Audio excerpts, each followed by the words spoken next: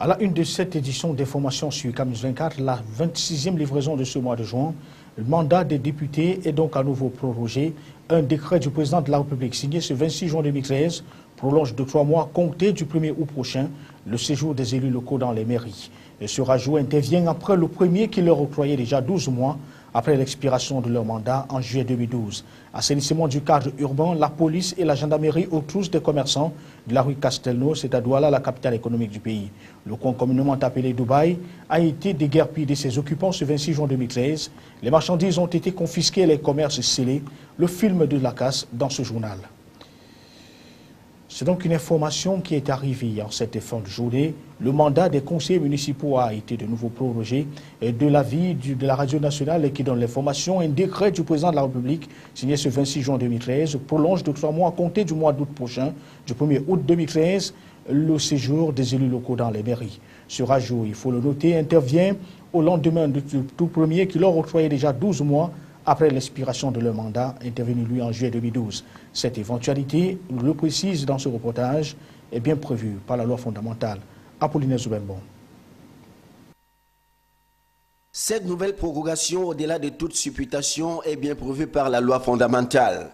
Dans son article 15, alinéa 4, elle dispose que, en cas de crise grave ou lorsque les circonstances l'exigent, le président de la République peut, après consultation du président du Conseil constitutionnel et des bureaux de l'Assemblée nationale et du Sénat, demander à l'Assemblée nationale de décider par la loi de proroger ou d'abréger son mandat. Le décret présidentiel de ce 26 juin 2013, qui se situe dans la logique de celui du 30 mai 2012 est en effet clair à ce propos. Cette prorogation peut être interrompue dès lors qu'une élection est annoncée. Il est à noter que le mandat des conseillers municipaux avait été prorogé pour une durée de 12 mois à compter du 31 juillet 2012 selon les conditions prescrites par la loi 2012/001 du 19 avril 2012 portant code électoral. La dernière élection municipale avait eu lieu le 22 juillet 2007 et si l'on applique l'article 15 alinéa 4 de la Constitution cité ci-dessus, le double scrutin pourrait avoir lieu au plus tôt en septembre ou au plus tard en novembre 2013. Sans citer les députés, il est à préciser que ces derniers sont actuellement réunis pour les dernières sessions de leur législature, après quoi ils devront, pour ceux qui le désirent, se relancer dans la conquête de l'électorat. En définitive, le décret de ce mercredi vient d'étendre l'atmosphère qui s'est crispé déjà au-dessus des municipalités, même si les élus locaux restent suspendus à étudier qui de toute façon détient le vrai calendrier électoral. Sommet des chefs d'État et de gouvernement sur la sécurité dans le golfe de Guinée, c'est la fin des travaux et le temps du bilan. Les travaux de Yaoundé qui se sont achevés ce 25 juin 2013 affichent alors l'adoption et la signature d'un code de conduite et un mémorandum d'entente. Le bilan est fait ici par Jean-Pierre Bitongo et Serge Tetka. Les travaux du 10 sommet étaient présidés en deuxième phase par Idriss Déby Itno, le président du Tchad et président de la CEAC. Le bureau, quant à lui, était en outre composé du premier vice-président Paul Biya, du deuxième vice-président Alassane Dramane Ouattara de Côte d'Ivoire et président en exercice de la CEDEAO. Le rapporteur n'était autre que Candido Pereira dos Santos Van Dunen, représentant du président en exercice de la CGG. Sur le plan de la représentativité, le sommet a enregistré la participation d'une dizaine de chefs d'État venus des régions de l'Afrique centrale et de l'Ouest. En somme, le sommet a pris acte du rapport de la conférence interministérielle tenue le 19 mars dernier à Cotonou au Bénin. Après des échanges fructueux sur le dit rapport et sur les projets de textes soumis à leur approbation, les chefs d'État et de gouvernement ont réaffirmé leur adhésion aux textes fondamentaux de la CEAC, de la CEDEAO et de la CGG relatifs à la bonne gouvernance, à la paix et à la sécurité. Aussi ont-ils réitéré leurs préoccupations face aux graves menaces posées par la piraterie, les vols à main armée et autres activités maritimes illicites dans le golfe de Guinée. Ils ont par la suite salué l'adoption des résolutions 2018 et 2039 par le Conseil de sécurité des Nations Unies et de la stratégie africaine intégrée pour les mers et les océans, horizon 2050 par l'Union africaine. Ils se sont en plus félicités des initiatives prises par la CEAC, la CEDEAO et la CGG sur la sécurité maritime. Autre résolution prise, c'est le Cameroun qui va abriter le siège du centre interrégional de coordination prévu par le mémorandum d'entente. Enfin, des remerciements ont été exprimés à Paul Biya, à son gouvernement et au peuple camerounais tout entier pour l'accueil chaleureux et les facilités mises à disposition pour la réussite de ce sommet.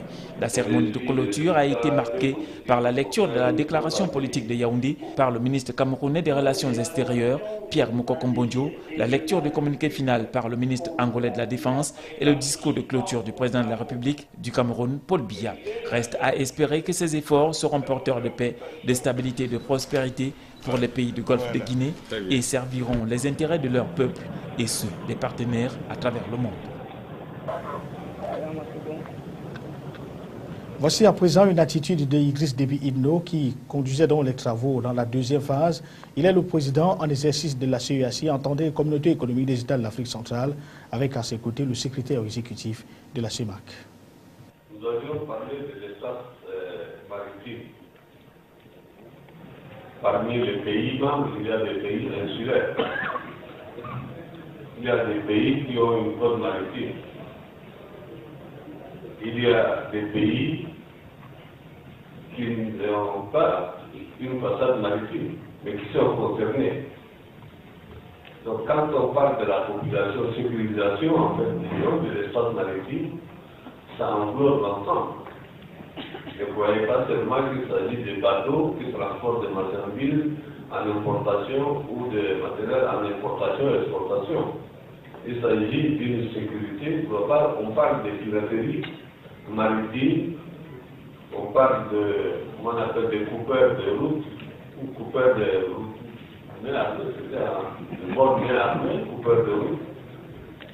Donc tout ça, ça fait partie, ça englobe l'ensemble. Nous avons déjà, avant que le sommet ne se tienne, mis sur pied un comité de pilotage composé de l'ensemble des chefs exécutifs des 3 commissions communautés.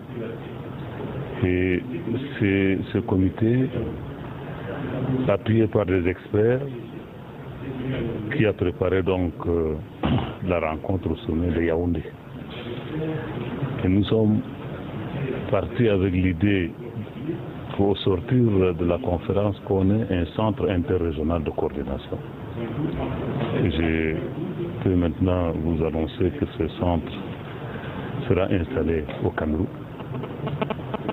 Le chef d'État ont fait confiance au président Paul Biya pour que le Cameroun abrite ce centre qui va piloter l'ensemble des actions. Sur le plan militaire, sur le plan administratif, et c'est lui le gestionnaire des actes contre la piraterie.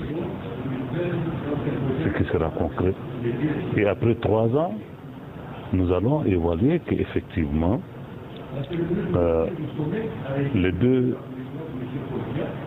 sous-régions seront en mesure de mener des actions réellement concertées. Parce que c'est un code de conduite, ce n'est pas encore un accord multilatéral, mais nous tendons vers un accord multilatéral qui est beaucoup plus exigeant et contraignant. Voilà, ce sera dans les prochaines années.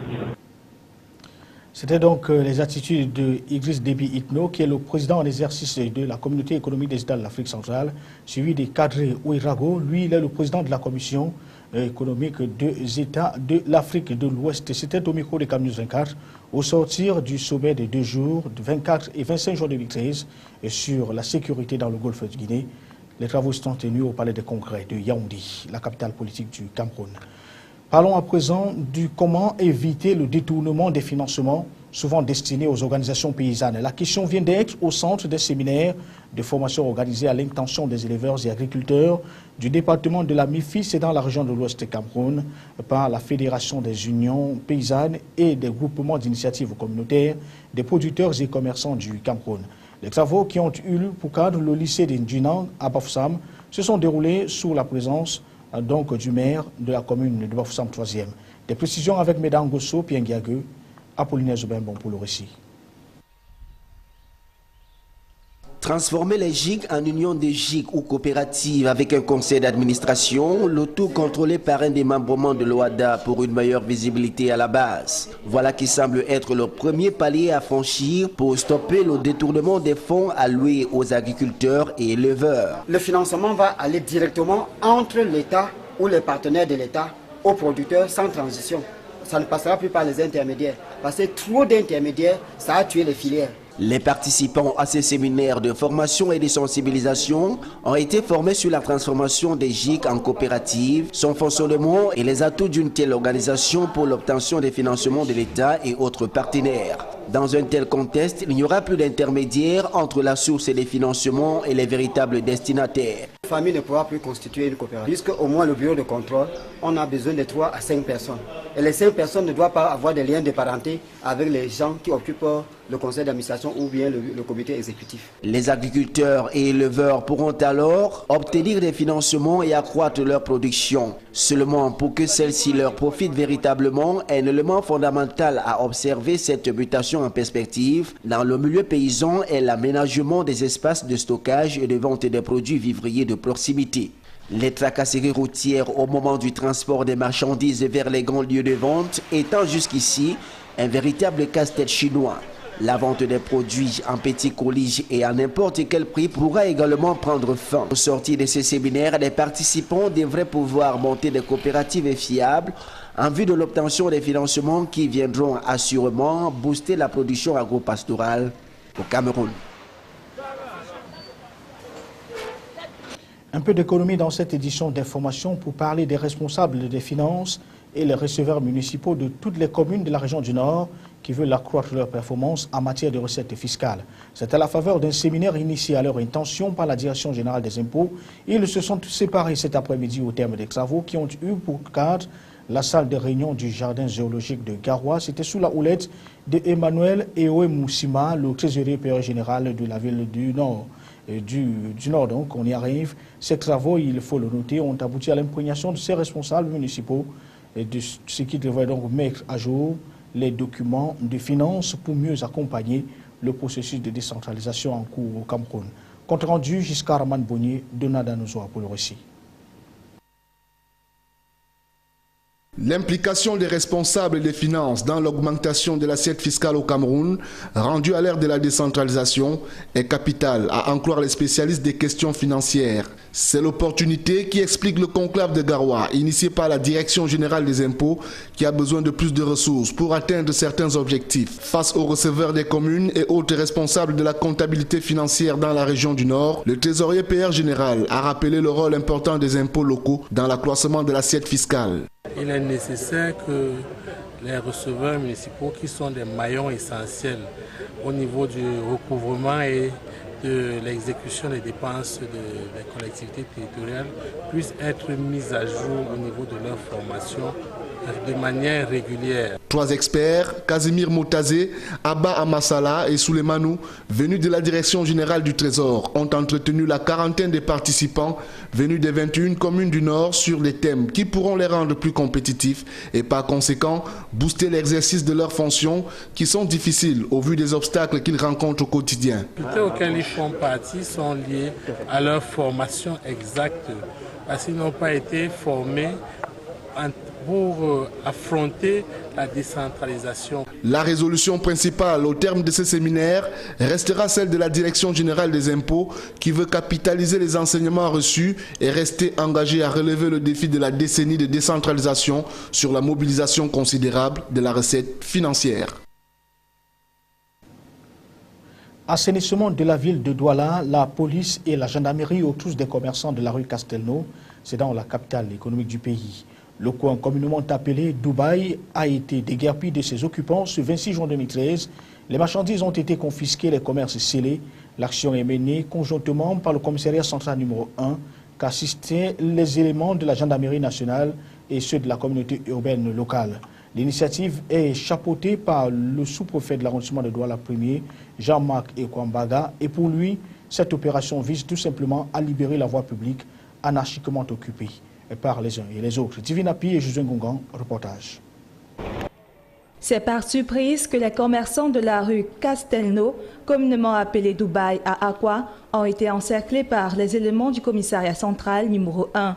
En collaboration avec les éléments de la gendarmerie nationale et ceux de la communauté urbaine de Douala, les commerçants ont été fouillés puis embarqués avec leurs marchandises.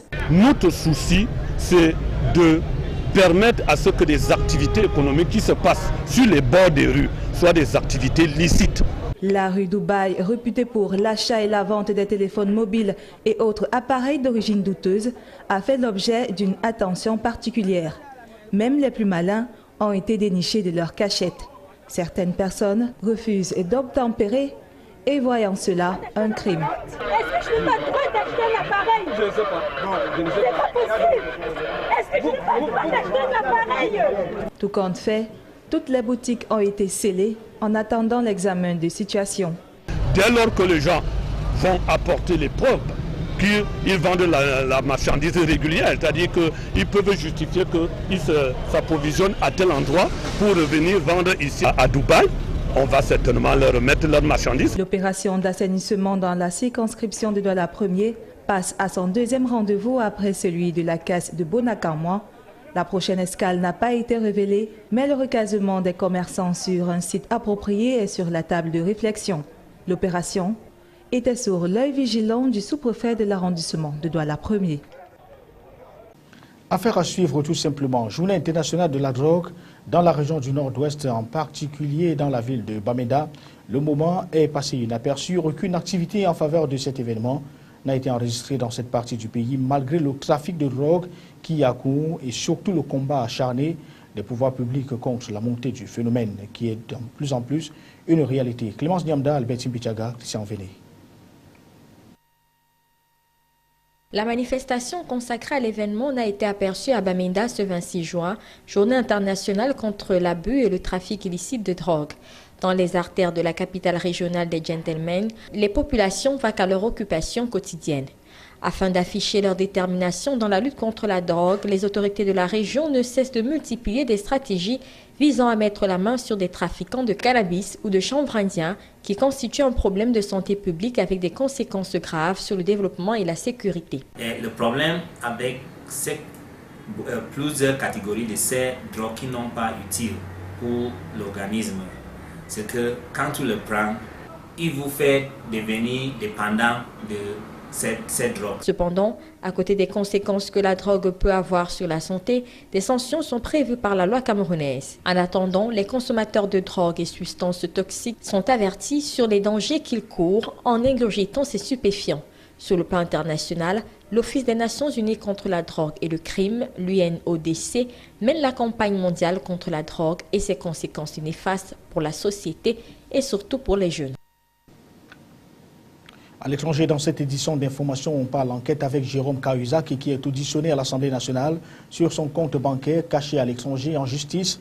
Zia de Takirdine affirme avoir participé au financement occulte de la campagne de Douala Balladur. Et puis en Syrie, plus de 100 000 morts, surtout des civils depuis le début de la révolte en mars 2011, selon une organisation non gouvernementale. Le résumé de l'actualité internationale, l'AFP. L'heure de vérité pour Jérôme Cahuzac, l'ancien ministre délégué au budget, est auditionné à l'Assemblée nationale.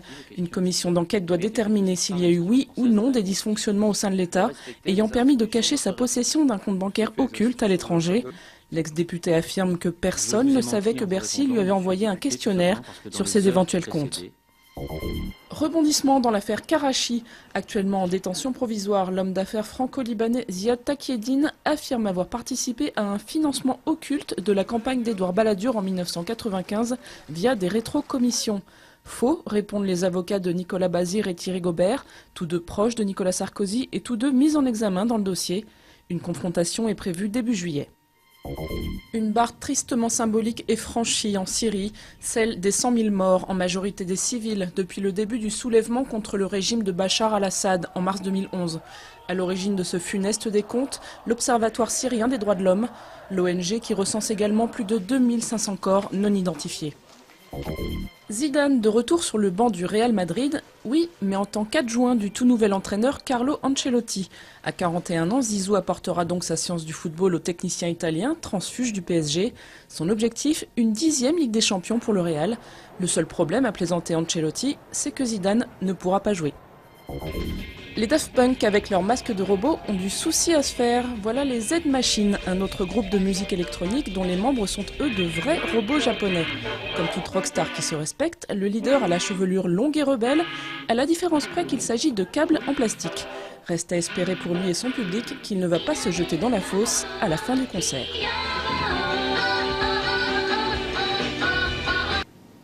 Du sport en bref au bas donc de ce journal, et c'est une information qui nous arrive à l'instant.